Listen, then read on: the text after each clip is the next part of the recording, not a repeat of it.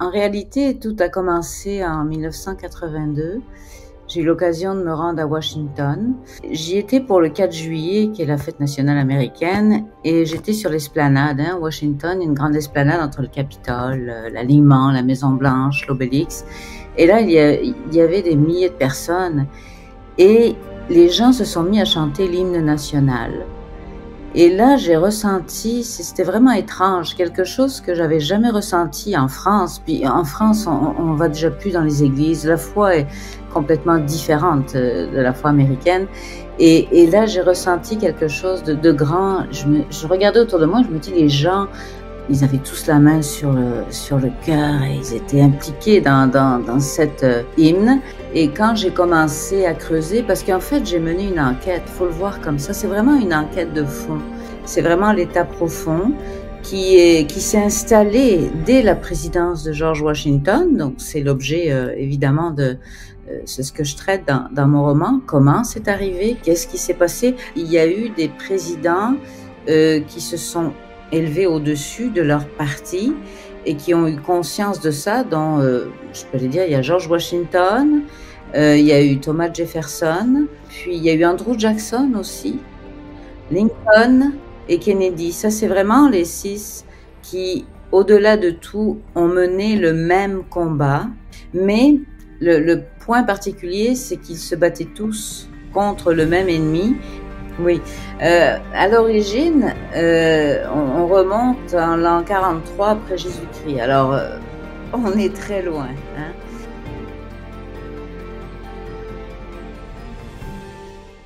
Eh bien, bonjour Nathalie, nous sommes ravis de t'avoir avec nous sur Les Indomptables. Nous avons fait connaissance il n'y a pas longtemps et depuis, tout s'est tourné autour de ton œuvre, une œuvre remarquable qui s'appelle Héritage en français, Oui. Legacy en anglais, hein, Nathalie Elion, et qui est un roman historique, à une approche romanesque de l'histoire au sujet de tout ce qui a tourné autour de John Fitzgerald Kennedy et bien sûr de son assassinat et tout ce que ça comprend dans tout ce contexte-là. Donc, nous te souhaitons la bienvenue et c'est avec un grand intérêt que tout un public français va pouvoir savoir ce qui s'est passé derrière le livre. Parce que derrière le livre, il y a toujours un choix qui a été fait par une personne qui écrit le livre, qui s'appelle dans ce cas-là, toi, Nathalie Elion, et qui a Oui. choisi pas de faire un livre historique, mais de faire un roman historique, c'est-à-dire une approche romanesque. Et pour moi, c'est quelque chose de très important. Ça m'a tout de suite interpellé parce que même quand je pense aux livres d'histoire français, ils ont été très influencés par l'idéologie dominante de l'époque. Donc, à partir de la Révolution française, on a eu toute une approche de l'histoire qui n'a pas été celle qu'il faut, mais Oui. au contraire, une qui était traduite.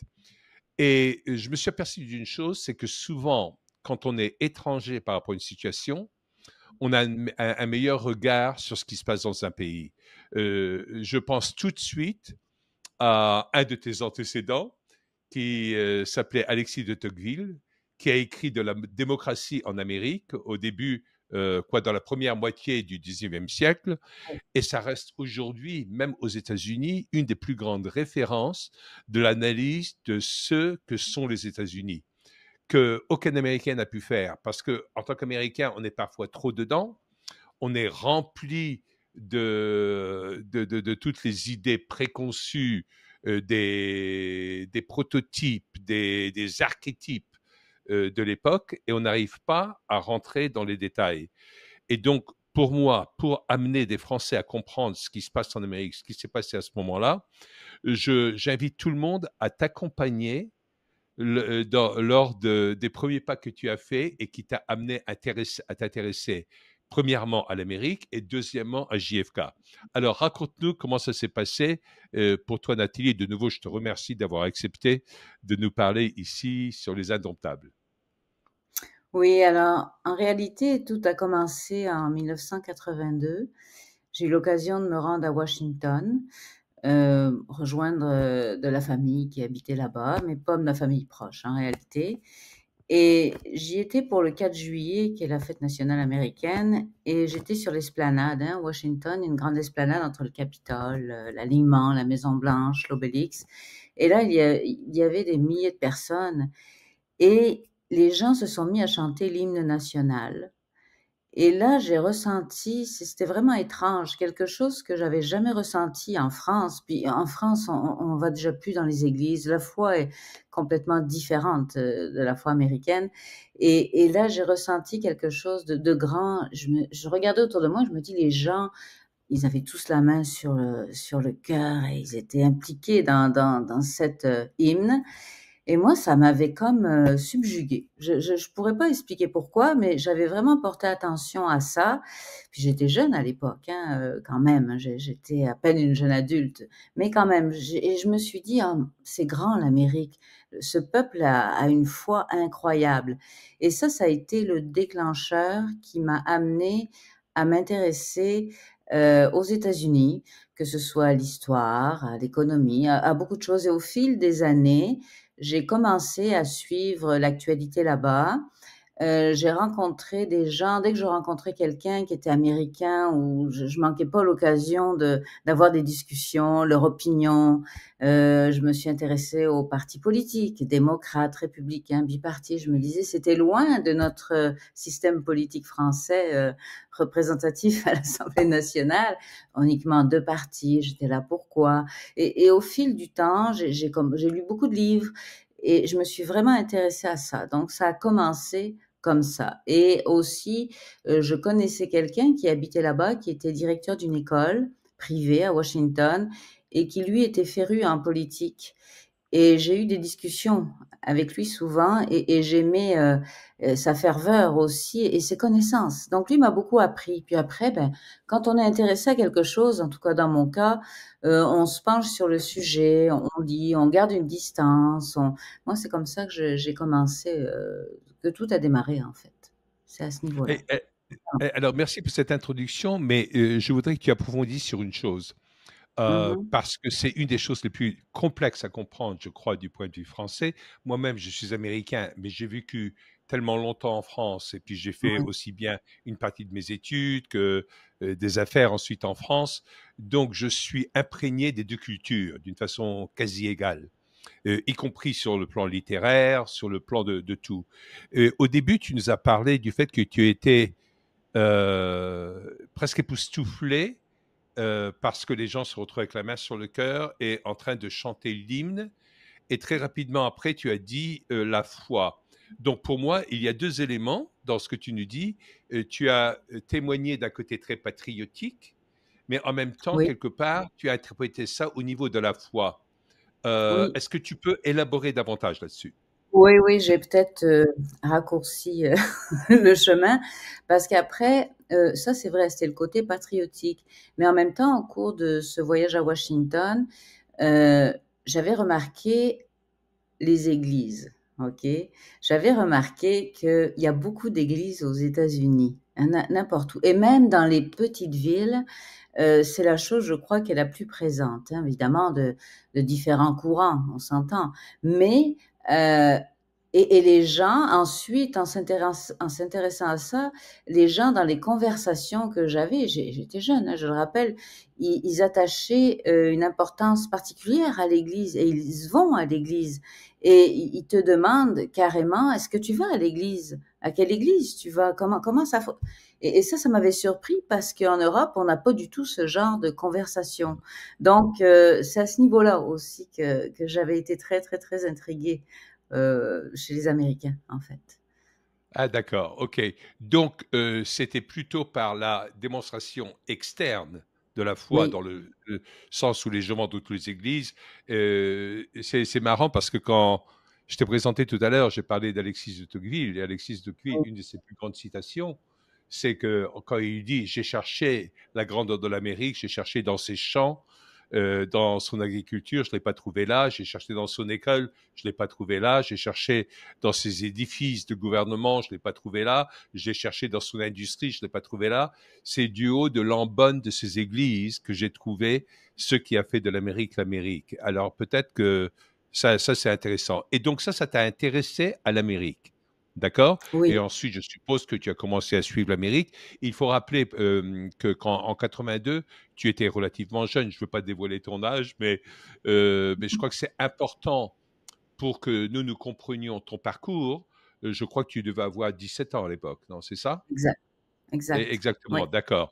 Donc, à 17 ans, on a, je crois que chez tout le monde, c'est un âge où on remet beaucoup de choses en question, mais en même temps, on a la ferveur et la passion de vouloir découvrir des choses auxquelles on a envie de croire. Et oui. ensuite, quel était ton processus après d'intérêt pour l'Amérique? Comment s'est-il manifesté dans la réalité, concrètement? Qu'est-ce que tu as fait, etc. Tu habitais en France à Mais l'époque? dans la réalité, ben, les années ont passé. Je suivais de loin l'actualité américaine. Heu, j'ai commencé puisque déjà en Europe, je m'étais intéressée beaucoup j'aime beaucoup la politique, l'économie et la finance, à la base. Donc, Hein, en Europe, je m'intéressais déjà beaucoup à ça et j'ai fait la même chose aux États-Unis en suivant ça de loin et là, dans ma tête, peut-être, j'avais 17 ans, donc peut-être vers 30 ans, l'idée, d'immigrer en Amérique du Nord a commencé à naître, dans mon esprit. Donc ça s'est pas fait, tout ne s'est pas fait du jour au lendemain. C'est comme un travail de fond finalement, mais par intérêt, par curiosité. Je suivais les élections, je me suis intéressée évidemment au système politique américain, aux grands électeurs, comment ça fonctionnait. Et je suivais ça chaque fois qu'il y avait un événement, les midterms. Je me disais, ah, c'est vraiment 4 ans, un mandat de 4 ans, tous les 2 ans intercalés des élections, on renouvelle une partie du Congrès, une partie du Sénat. Je me disais, comment les présidents peuvent tenir des politiques sur du long terme avec ce mouvement rapide. Et ça, c'est vrai. Donc, ça, c'était le genre de questionnement que j'avais. Puis, je réfléchissais à tout ça, en fait. C'est comme ça. Ça se fait. C'est un travail de fond qui s'est fait presque tout seul au fil de mon intérêt qui grandissait. Voilà. Mm. d'accord, OK, et à l'époque, tu étais en France, Oui, tout encore? à fait. Oui. D'accord. Oui, parce que Heu, j'ai immigré, j'avais 35 ans. ah d'accord, tu Donc étais là, dans quelle région de France, seulement pour qu'on te situe? j'ai habité à Bordeaux, puis j'ai habité aussi dans le sud de la France, vers Perpignan, à Collioure. Ceux qui me connaissent, je les salue. D'accord. Une belle région, là. Oui. D'accord, donc vers l'âge de 35 ans, tu t'es retrouvé au Canada Oui, tout à fait. Oui, j'ai et suivi le plus processus. précisément au Québec? Oui, au Québec et dans la ville de Québec, exactement. J'ai pas été à Dans la ville. Montréal où tout le monde va parce que j'étais pas seule. J'ai 2 filles, elles étaient jeunes et j'ai favorisé le milieu francophone, en fait, par facilité, mais après on se rend compte que on est mieux d'apprendre l'anglais quand on vit en Amérique du Nord et de le parler couramment parce qu'on peut être vite handicapé au niveau des nouvelles à plein de niveaux, là. Donc oui, j'ai immigré dans la ville de Québec. Ouais. D'accord, et quand tu étais déjà au Québec, c'est-à-dire là, on est au milieu des années 80, 90, vers 95, je suppose, hein, j'ai rajouté Oui, tout simplement, un certain nombre d'années. oui, Et, oui, et donc, tu as connu l'Amérique à l'époque de Reagan au pouvoir. oui, Et à l'époque où il y avait Reagan en Amérique, c'était Mitterrand qui venait d'être élu en France, tout à mais pour un fait. mandat de 7 ans qui a été renouvelé. Et donc, toi, tu t'es retrouvé en Amérique, au Canada, juste à la fin du deuxième mandat de Mitterrand. Oui, tout à fait.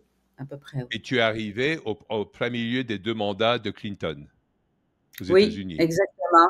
Avec tout ce qu'on a connu, de mandats mouvementés pour Bill Ouais, Clinton. ouais, surtout dans la deuxième moitié, Oui, avec toutes oui, ces activités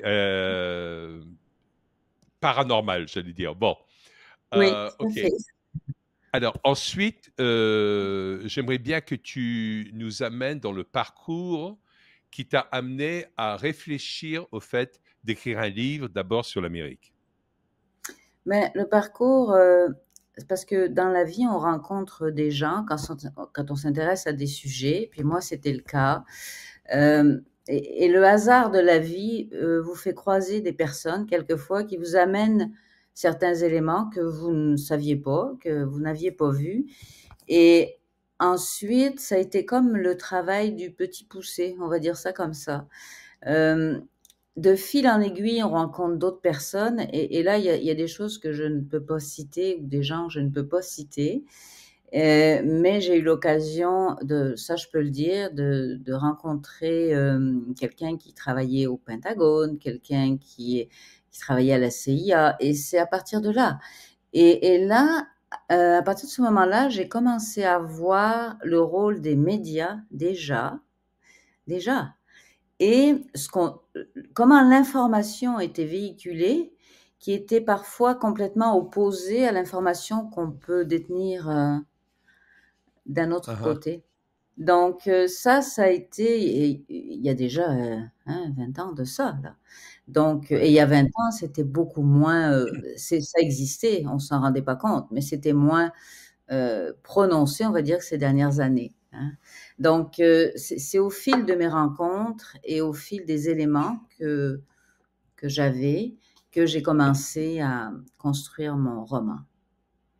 D'accord. Voilà. Est-ce que c'est venu dans le fait de te poser des questions ou est-ce que c'est venu dans le fait de dire, ben, il doit y avoir quelque chose à dire là-dessus et pourquoi pas moi?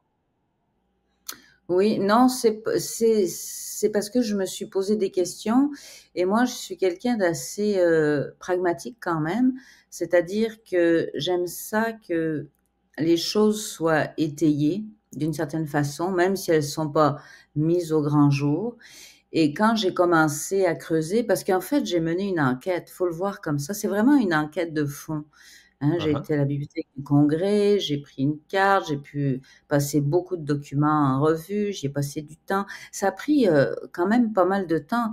Et après, j'ai structuré mon roman parce que j'aime ça, la bonne information, moi. J'aime ça quand, si nous avions été bien informés au fil de toutes ces années, ce serait différent. La société, certainement, fonctionnerait différemment aujourd'hui. Donc, Ouais. je m'étais vraiment attachée à produire un roman un livre qui soit vivant, rythmé et avec des personnages auxquels on puisse s'identifier pour que mon histoire devienne cohérente, en fait.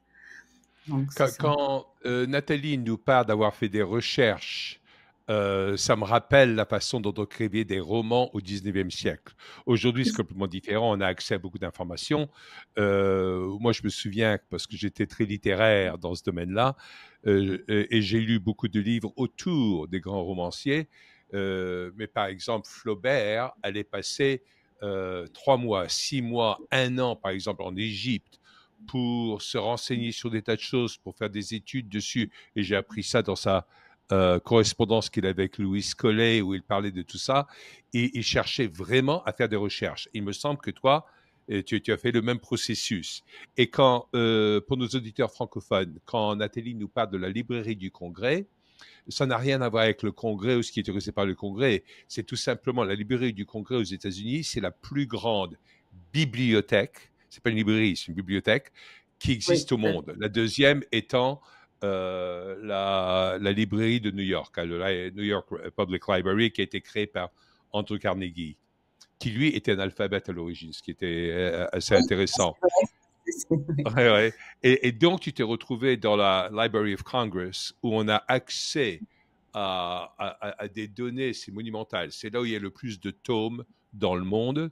Et par quel bout tu t'y es pris? Qu'est-ce qui t'avait intéressé dans les informations américaines, dans l'actualité américaine, dans ce qui se passait en Amérique, et comment tu as commencé? Euh, Au niveau de la bibliothèque du Congrès, ce que j'ai cherché en premier, c'est des coupures de journaux du XXe siècle, là, les premières, c'est tout ce qui a été publié, parce que je voulais mesurer comment fonctionnait à l'époque la presse, on va dire ça comme ça, par rapport à aujourd'hui. Et je me suis rendu compte que c'était à peu près la même chose, hein, à l'époque déjà. Il y avait encore, oui, ça, ce n'est pas Uh-huh. nouveau. Et je me suis rendu compte qu'il y avait beaucoup d'articles, beaucoup de choses dont on ne parlait plus, vraiment pas, qu'on faisait abstraction et qui était très importante au moment des élections américaines, au moment, si on prend la création de la Réserve fédérale, il y avait une opposition terrible. Aujourd'hui, on parle plus de ça. Donc moi, j'ai recherché toutes les coupures de journaux, je les ai étudiées, j'ai regardé quel était le journaliste. Après, je faisais des recherches sur le journaliste, de quelle couleur il était, quelle tendance avait-il, défendait-il ou était-il accusateur, défendeur. Donc, j'ai essayé d'analyser de manière neutre où se situaient aussi les personnes qui écrivaient les articles. Donc, c'est ça, c'est ce travail-là. Et moi, Ouais, j'aime beaucoup ça. J'aime beaucoup fouiller, j'aime beaucoup. Et je tiens à préciser que ce n'est pas nécessairement sur Internet qu'on trouve les meilleures informations. Vraiment voilà. pas. Faut faire attention. Beaucoup de dates sont fausses. Beaucoup de choses sont. Ça là, Elles c'est sont pas. déjà très diluées. De nouveau, pour nos auditeurs francophones, je veux dire, on peut avoir accès à tout ceci aux États-Unis. Moi-même, j'avais fait des recherches à l'époque, et tout est sous microfilm et microfiche. Oui, Et, oui, et quand on demande certaines choses, on vous donne, on peut consulter ça seulement dans la librairie, on ne peut pas l'emmener chez soi, mais on met ça dans une machine et puis on passe, oui, etc. oui, On oui, oui, agrandit et on peut avoir accès à tous les journaux, jour après jour après jour, que oui, tous les journaux principaux, mais quand même, il y en a beaucoup, en remontant jusqu'au début du 19e siècle, jusqu'en l'an oui, 1800. Hein, le oui. Herald Enfin, Tribune était un des plus grands à l'époque et tout ça, ça, etc. Et, et c'est passionnant de voir tout ceci parce que c'est important de voir ce qui se disait à l'époque, que ce soit faux ou vrai, parce que dans la presse, il y a autant de faux que de vrai, mais au tout à moins on fait. a accès sur ce qui influence les gens, donc sur ce qui définit l'histoire. Et dans toutes tes recherches là-dessus, ça t'a orienté dans quel sens? Ben, ça m'a orientée. J'ai vraiment recherché au niveau, je te dirais, politique américaine, au niveau des campagnes électorales, comment ça se passait. J'ai décortiqué. Donc, c'est vraiment, j'ai passé au millimètre, on va dire ça comme ça, là, depuis l'élection de George Washington jusqu'à JFK, tout ce qui a pu exister pour pouvoir raisonner d'une manière, j'allais dire, intelligente par rapport à ce que je voyais, par rapport à ce qui était dit et par rapport à des informations que j'avais d'autre part. Donc, c'était pour faire aussi un comparatif entre la réalité qu'on nous montre, qui n'est pas une réalité en fait la plupart du temps, et ce qui se passe dans les coulisses, parce qu'il y a beaucoup de coulisses. Donc, moi, c'était ça le chemin que j'ai pris. Et c'est pour ça que ça a pris un peu plus de 10 ans pour écrire mon premier roman. Énorme. Oui, c'est énorme. Mais en même temps, je voulais. Mon but du roman, c'est d'amener de la connaissance aux gens parce qu'aujourd'hui, je trouve ce qui manque dans la société, il y a une captation de la connaissance. Ça, c'est vraiment la chose à laquelle je suis certaine. On a capté la connaissance. Quand il n'y a pas de connaissance, il n'y a pas de débat, il n'y a pas d'idée. Donc, et aujourd'hui, on est dans un monde de vitesse, d'information. On le sait, on lit les deux premières lignes qui souvent ne sont pas justes, puisque quand on descend dans un article, ah, plus bas, mais sauf qu'il n'y a plus que 20% de personnes qui lisent un article en entier. Donc moi, je me suis dit, au travers du roman, j'ai envie d'amener historiquement certaines choses qui vont amener de la connaissance aux gens, tout simplement, la manière la plus simple possible. Et d'ailleurs, les retours que j'ai, c'est on me dit ah ça c'est vrai, ah oui, ah oui. Donc les gens s'intéressent quand même. Quand on leur donne de la matière, ils s'y intéressent. Encore faut-il leur donner la bonne matière. C'est toujours pareil. Uh-huh. Et c'est quand tu es arrivé à JFK que ça t'a le plus intéressé sur ce qui se passait dans la politique américaine, outre toutes les théories qui vont bientôt faire surface hein, dans les jours que nous vivons. Oui, On s'attend à avoir des nouvelles là-dessus, y compris, il y a une femme qui vient de dire qu'elle a eu accès aux documents et que pour elle, c'est évident qu'il y avait au moins deux personnes qui étaient actives dedans et pas seulement Lee Harvey Oswald, mais on va voir quand ça va sortir dans les semaines qui viennent. Mais donc, tu t'es retrouvé autour de JFK. Est-ce que c'était par rapport à ses décisions politiques? Est-ce que c'était parce qu'il était différent des autres? Est-ce qu'il était dans la continuité d'autres personnes? Parce que on pense toujours au dernier speech d'Eisenhower qui mettait le pays en garde contre Le compte, l'establishment, contre le oui, complexe militaire industriel, contre les sociétés cachées, et que JFK a repris tout de suite, tout en sachant que Eisenhower était très républicain et JFK était très démocrate. Mais quelque démocrate. part, il semblerait que la plupart des présidents de l'époque, tous ceux que tu as passés en revue, étaient quand même de très forts patriotes américains.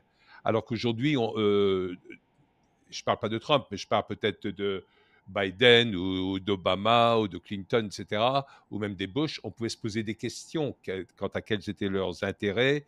Et c'est peut-être parce qu'on n'en sait plus, je ne sais pas. Mais c'est à toi de nous expliquer ça, parce que tu as fait beaucoup de recherches là-dessus.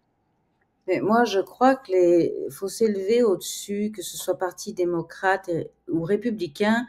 Le combat se situe ailleurs, en fait. Le combat, c'est vraiment l'État profond qui s'est installé dès la présidence de George Washington. Donc, c'est l'objet, évidemment, c'est ce que je traite dans mon roman. Comment c'est arrivé? Qu'est-ce qui s'est passé? Là, je ne le révélerai pas parce que autrement, de toute façon, on ne le sait réellement que dans le tome 2. Hein. Le tome 1, c'est Mhm, la mise en bouche, hein, quelque part. Donc, le combat se situe là et il y a eu des présidents qui se sont élevés au-dessus de leur parti et qui ont eu conscience de ça, dont, je peux les dire, il y a George Washington, il y a eu Thomas Jefferson, mais puis il y a eu Andrew Jackson aussi, mhm. Lincoln et Kennedy. Ça, c'est vraiment les 6 qui, au-delà de tout, ont mené le même combat. Et, en réalité, il y avait un document, donc le livre, c'est le carnet pourpre, hein, qui se serait transféré de président en Ouais. président. C'est là toute l'aventure. Mais le point particulier, c'est qu'ils se battaient tous contre le même ennemi. Et comme, parce que ce qu'on ne voit pas, ce qu'on ne réalise pas, c'est qu'il s'agit de plans à long terme. Ce n'est pas, les choses ne se font pas dans les 3 4 ans. Les choses sont prévues, sont planifiées, et à partir de là, on est sur du 20 30 ans, voire plus. Et pour nous, c'est difficile à imaginer. Hein, de même que les gouvernements font aussi des projections à long terme. C'est toujours la même chose. L'armée, par exemple, tout ce qui est militaire a beaucoup d'avance en technologie et on nous donne quelques miettes à un moment donné mais ils sont en avance. Donc, tout ça pour dire qu'il faut regarder ça d'une manière sur un long terme où les présidents se sont enchaînés et ont essayé de mener un même combat jusqu'à John Fitzgerald Kennedy. Et à partir de lui, c'est lui qui a pris les plus grands risques et on a vu ce que ça a donné. Mhm. Et aujourd'hui, il semblerait que le président Trump reprend ce combat-là et est en train d'appliquer ce que Kennedy voulait appliquer à l'époque. En fait, c'est ça. Tout à Parce fait, oui, oui, oui. l'histoire des Kennedy, on parle dans l'inconscient collectif américain, il y a une malédiction des Kennedy quelque part. Hein, c'est Ouais, ça ouais. qu'on avait. Mais ça, c'est faux. Ce Le sont Kennedy deux curse, ce qu'on assassinats. appelle le Kennedy Oui, curse. Mhm. mais ce sont deux assassinats et on aurait dû les traiter l'un en continuité de l'autre dans les enquêtes. C'est pour ça qu'on a fait. Hein, on a pris JFK et après Robert Kennedy. Ça a été séparé alors qu'ils sont reliés d'une certaine façon. Donc, Kennedy a été le dernier porte-drapeau de ce combat et il est tombé au combat malheureusement. Et après ça, les présidents qu'on suivi sont rentrés j'allais dire, dans le cadre dans lequel il fallait qu'il soit pour que l'État profond puisse continuer à appliquer ses politiques cachées. Alors, est-ce que j'induirais les gens dans le mauvais sens ou en erreur si je disais que pour toi, il y a un parallèle très fort entre le carnet pourpre et l'état profond? Oui, il y a un parallèle, c'est le roman, hein, c'est comme Oui, me disent oui. les gens: «Est-ce que ça c'est vrai? Est-ce que ça c'est pas vrai?» je prononce pas là-dessus. J'ai romancé une histoire et il s'agit du combat de quelques hommes, de grands hommes contre l'État profond, tout simplement. Donc, j'ai Alors, choisi.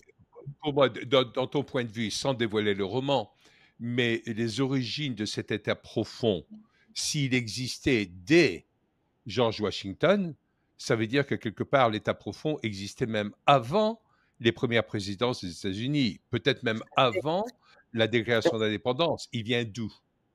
Oui, à l'origine, on remonte en l'an 43 après Jésus-Christ. Alors, on est très loin, hein. Euh, à Jérusalem, c'est le roi Agrippa qui est au pouvoir. Il a des conseillers. Qu'est-ce qui se passe en ce temps-là, 43 ans après la mort de Jésus, hein? Oui, c'est ça. Ok, à En ce 43 ans, temps-là, après 10 ans après la mort de Jésus, parce que si c'est 43 après Jésus-Christ. oui, 10 ans, pardon, après la mort de Jésus, Oui, puisqu'il avait 33 ans, effectivement. Mais il se passe un phénomène particulier, c'est que les Judéens, parce qu'on va parler des Judéens et non pas des Juifs à cette époque-là, faut oui. quand même être précis. Il y en a beaucoup qui commençaient à se convertir au christianisme. Eh oui. Donc, Mhm. ça ne plaisait pas au pouvoir parce qu'ils s'inquiétaient.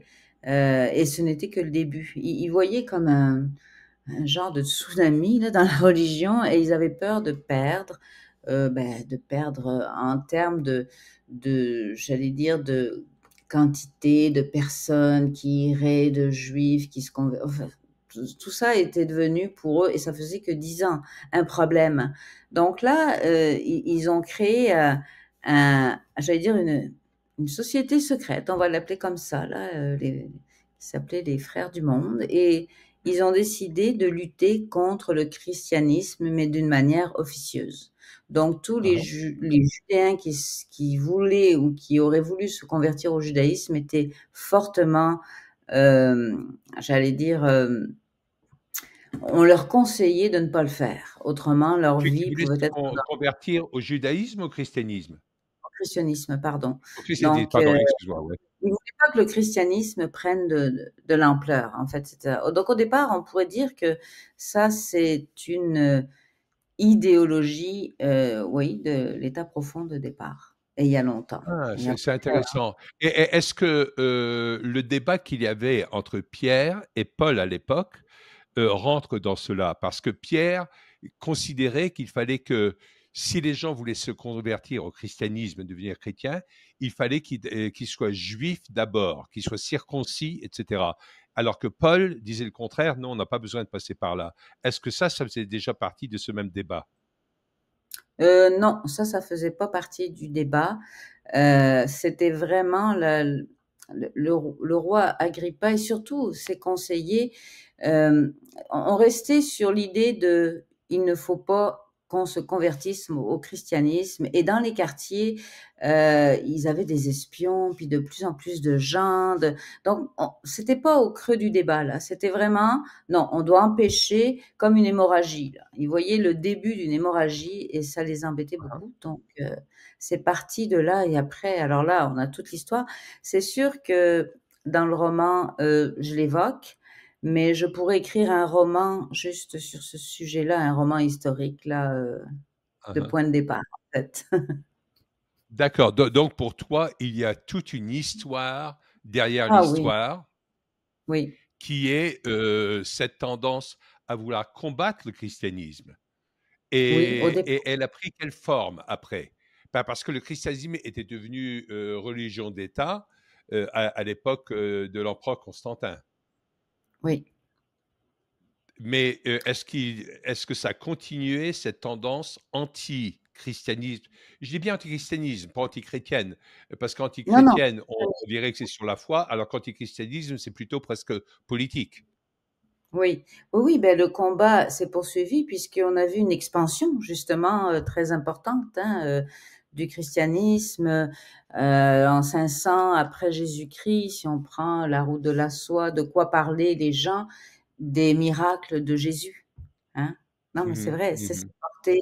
euh, et il y a une expansion, une expansion, une expansion, et à partir de là, le combat a continué. Mais au cours de l'histoire, hein, Jérusalem, il y a eu des guerres, ça a été à un moment donné pris par les Arabes, à un moment donné ça a changé, mais cette organisation a perduré tout au long et elle-même a pris de l'expansion.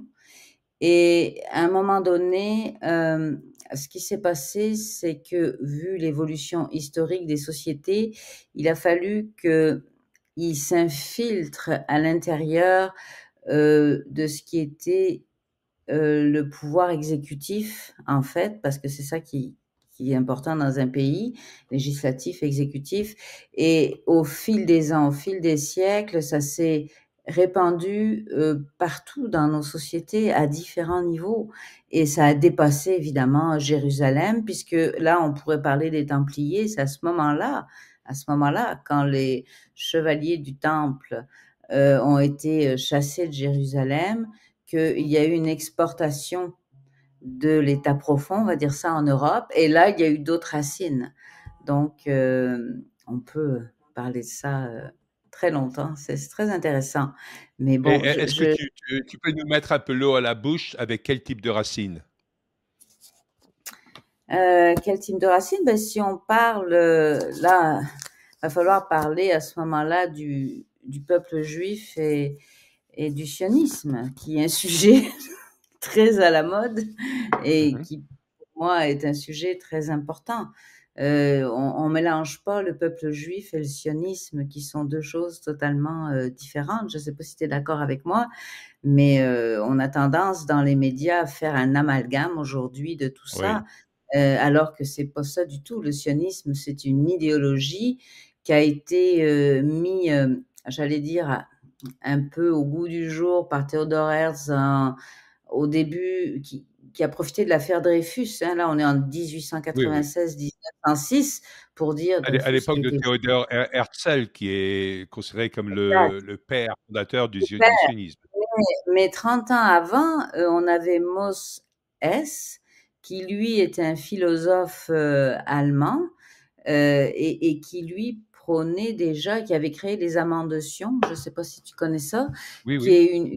est le mouvement des Amants de Sion, qui avait en fait mis en avant cette idéologie. C'était un peu la mise, on met la table. Théodore Herzl lui a poursuivi, mais c'est une idéologie, le sionisme, qui est contraire aux croyances juives, en fait. Parce que, ben oui, le judaïsme, ça prêche la compassion, le respect.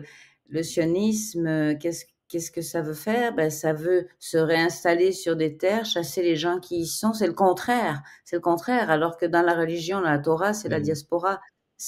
On s'adapte là où on vit, on respecte les gens. Donc, le sionisme a été, Mhm. c'est politique en fait. C'est très politique.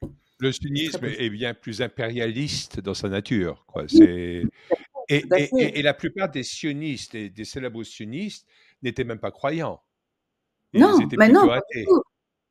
Exactement, donc ça n'a rien Mhm. à voir et on les a vus pendant la Première Guerre mondiale et les raisons de la on pourrait aller loin, la Première Guerre mondiale de écoute, faut quand on regarde derrière les rideaux ce qui se passe, c'est autrement différent de ce qu'on nous montre. Voilà. Hein. Et comme dans ton livre Héritage, tu parles de ce fameux carnet pourpre, Oui, revenons au symbolique romanesque que tu évoques. oui. Pourquoi pourpre? Pourquoi pourpre? Je dis pourquoi pourpre? Je ne sais pas si tu m'as entendu, je vois qu'il y a des petits problèmes de Il y a eu connexion.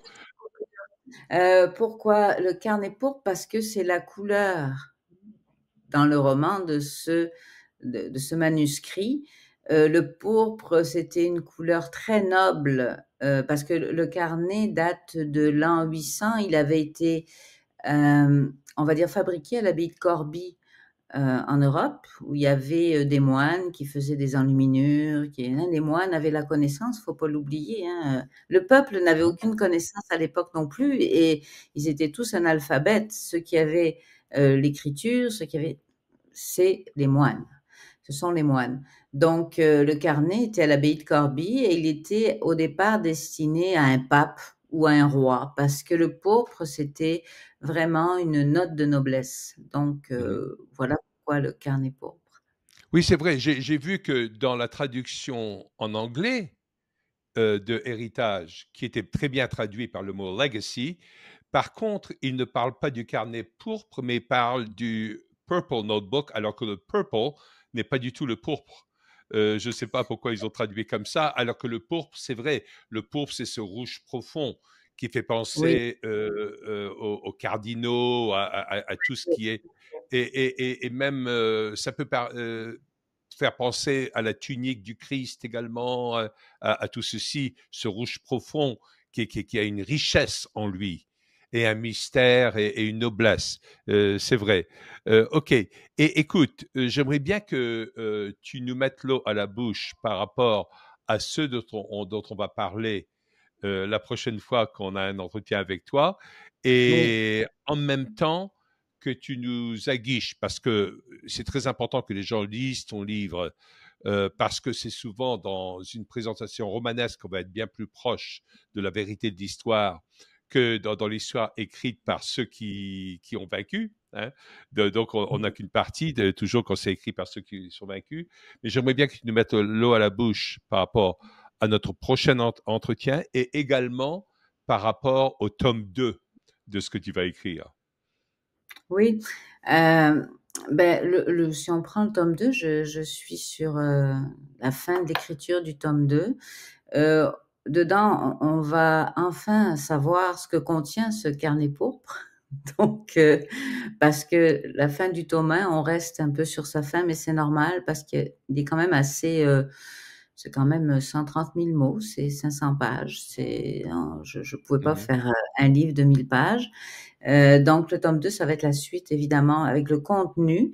Puis le tome 1, ça met en place tout l'aspect d'intrigue, l'historique, les personnages qui courent après le carnet, qui va empêcher que l'un l'ait, l'autre pas. Et ça passe par des personnages très importants comme Miller Harris, qui était l'éminence grise du président Kennedy. Donc, on fait un peu de retour dans l'histoire. Mais le livre se déroule quand même en 2016 dans le présent. Je tiens à le préciser, même si c'est un livre historique. L'exercice n'a pas été facile au niveau de l'écriture, je l'avoue. Mais en même temps, c'est ce qui fait vivre le livre. Hein. Ce n'est pas quelque chose où on va s'ennuyer, qui est lourd. Non, non, il vit au travers des personnages. Donc, c'est ça un roman. Hein. C'est mhm. mettre en action pour que ça le rende intéressant. Puis, ouvrir un autre angle sur une page de l'histoire qui peut-être jusque-là n'avait pas été ouverte. Mhm. Ben, écoutez, pour tous ceux que ça intéresse et qui veulent en savoir plus, non seulement sur l'histoire qui intéresse tout le monde, c'est qui a assassiné Kennedy, mais je crois que derrière tout ça, il y a bien plus. C'est pas qui a assassiné Kennedy, mais pourquoi est-ce qu'il a été éliminé? Qu'est-ce qu'il Ah, représentait? C'est tout ça qui est intéressant. Et pour ceux qui ont hâte de savoir le contenu du carnet pourpre, vous savez, souvent, la meilleure façon de cacher les choses, c'est en pleine vue. Hein. Et je ne veux pas dévoiler quoi que ce soit de ce que tu vas écrire, mais je suppose que tout le monde devrait déjà savoir ce qu'il y a dans le carnet pourpre parce que nous le vivons en permanence. Il influe sur nous en permanence. Mais on ne le voit pas parce que c'est en pleine vue et on accepte ça comme une vérité absolue alors qu'on ne cherche pas à découvrir et à créer les liens qu'il y a dans l'histoire. Parce que c'est trop facile de dire, bah oui, mais les croisades, regardez le nombre de morts qu'il y a eu au nom des religions, etc. Et on ne comprend pas ce que le christianisme a mené. Le christianisme, en fin de compte, c'était la seule religion foncièrement révolutionnaire dans le sens où elle protégeait les minorités. Dans toutes les situations, le christianisme protégeait les minorités, dans l'exemple même du Christ qui allait parler à la femme samaritaine, aux prostituées, tous les gens qui étaient, pour reprendre la phrase de Frantz Fanon, les damnés de la terre. C'est tous ces gens-là qui étaient mis de côté, alors que le christianisme a défendu tout ceci et tout notre volonté archétypale de protéger les minorités vient du sens même du christianisme. Et pour identifier ça et pour savoir se battre pour ça, il faut également connaître les positions de l'ennemi.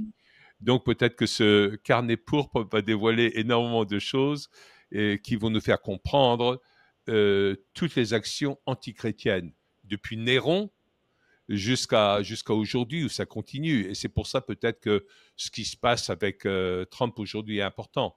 Je voulais seulement que tu rebondisses encore sur une idée.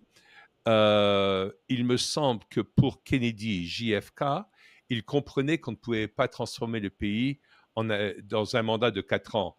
Donc, je crois qu'il avait un plan de 16 ans. Parce que le président des États-Unis, il y avait un amendement qui avait été fait après les 4 mandats de Roosevelt qui limitait le président à 2 mandats, c'est-à-dire 8 ans.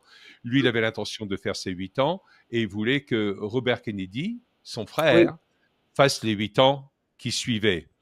tout à fait. Et cette idée a été reprise par Obama, où Obama voulait faire ses 8 ans qu'il a fait, et ensuite il voulait faire le shadow president, le shadow cabinet, c'est-à-dire le cabinet dans l'ombre, dans les coulisses, en mettant Hillary Clinton pendant 2 mandats sur lesquels elle poursuivre. Sauf que il ne s'était pas attendu à un changement soudain comme celui de Trump, qui, il ne faut pas oublier que Trump était ami très proche avec le fils de JFK Oui, oui, et tout à avec fait. John Jr., qui Oui, avait créé d'ailleurs, pas par hasard, ce magazine qui s'appelle George. oui, tout à fait. Et c'était très intéressant. Et lui aussi, il a disparu d'une façon que beaucoup entre guillemets, complotistes vont dire, c'est quand même pas net là-dedans, etc. Je ne sais pas si tu as des opinions là-dessus, mais tu pourras les amener. Ben ça, ça va être une partie de ces sujets-là sont dans le tome 3, hein. C'est pour ça que le livre attrape la réalité beaucoup. Donc là, je finis le 2 et après je commence le 3. Et là, on retrouve les connexions qui existent aujourd'hui. Bon, entre-temps, Donald Trump a été élu. Mais moi, ça fait quand même un certain nombre d'années que j'allais dire, ma vision de cette histoire est bien, bien établie. Puis en fait, la réalité, quelque part, rattrape le livre pour moi. Donc, Hein. je trouve ça, oui, je trouve ça très bien. Puis pour revenir sur John Kennedy, simplement, on dit, oui, on parlera du christianisme, mais c'est surtout euh, les, soci- les sociétés d'élite en arrière, c'est ça qui est intéressant. Et en fait, ça s'est transformé, hein. Je parlais de 43, mais au fil du temps, on est venu à créer des corpuscules qui se créent, qui articulent tout ce qui se passe. Et c'est pas nécessairement ce qu'on croit connaître, parce qu'aujourd'hui, on nous parle de la franc-maçonnerie tout le temps. Mais la franc-maçonnerie, c'est pas une société secrète, là, je m'excuse, n'est secret que ce qu'on ne connaît pas. Donc, et il faut pas oublier qu'au temps de George Washington, c'est quelque chose de très accepté dans la société. C'est pour ça que Ouais. on le voit avec le tablier, on dit Washington, une ville construite par des francs-maçons. Oui, mais à l'époque, c'était Normal. normal. Et c'était un Exact. Français d'ailleurs, c'était un architecte français, Bonenfant, l'enfant. oui, Charles Bonenfant, oui, Charles Oui, l'Enfant. oui. Je veux dire, faut remettre les choses en perspective tout le temps, hein, parce que Internet, c'est une bonne chose, mais ça a amené beaucoup parfois de discrédit sur certaines choses, où ça extrapole des choses et ça nous met loin d'une réalité. C'est ça que je veux dire. C'est pour ça que tout n'est Ouais, pas juste pour ça. ouais, ouais. Donc, Kennedy se Ben, battait. écoutez, ça va être passionnant. N'oubliez pas, vous pouvez le voir sous l'écran maintenant, tout comme on l'a mis déjà plusieurs fois, comment vous pouvez commander directement le livre de Nathalie. Et je vous le recommande énormément. Plus vite vous allez le lire, plus vous serez prêt pour le tome 2 quand il sortira. Et plus on va chercher à avoir des entretiens avec Nathalie. On va en avoir la semaine prochaine, encore la semaine d'après, pour approfondir ensuite ce qu'il y a vraiment dans le tome 1, ce qui tourne autour des Kennedy. Et on va rentrer dans d'autres aspects de l'histoire, surtout des États-Unis, parce que je crois que Oui, tu as un regard, déjà le fait que tu parlais de Andrew Jackson de cette façon-là, qui était un des présidents les plus populistes en Amérique, c'est pas par hasard qu'aujourd'hui, Donald Trump, dans le bureau Oval, qu'on est en train de signer tous ces décrets en ce moment, il y a un portrait de Andrew Jackson juste derrière lui. Et c'est pas un hasard. Si on connaît Trump et la façon dont il aime la mise en scène, on comprend tout ça. Donc, n'oubliez pas de commander le livre de Nathalie, lisez-le, instruisez-vous. Et moi, je trouve qu'une des plus grandes richesses que Nathalie nous amène ici, c'est qu'elle dissipe certaines acceptions que l'on a de l'histoire, où on pense que on découvre ce qui est caché, alors que ça n'a jamais été caché, ça a toujours été ouvert. Et en fin de compte, parce qu'on regarde vers ce qu'on pense caché, on rate ce qui est réellement caché et qui devient la vérité derrière. Tout à fait. Nathalie, je te remercie beaucoup pour cet entretien. Allez, dis-nous encore quelques mots pour amener les gens à nous écouter encore la semaine prochaine. Bien, la semaine prochaine, on pourrait peut-être effectivement rentrer plus. Ce qui intéresse les gens à l'heure actuelle, ben, c'est l'affaire Kennedy. On est dedans. Des documents vont être déclassifiés. Moi, je sais que tout ne sera pas déclassifié, c'est normal. Mais quand même, on va en apprendre beaucoup plus. Et moi, je crois que les gens vont être choqués. Je ne sais pas si on peut employer ce mot-là, surpris, puis peut-être déroutés même. Le mensonge qu'on établit sur des décennies, quand on se rend compte qu'on est loin de la vérité et qu'on s'attarde à ça, ça peut être déstabilisant, à mon avis.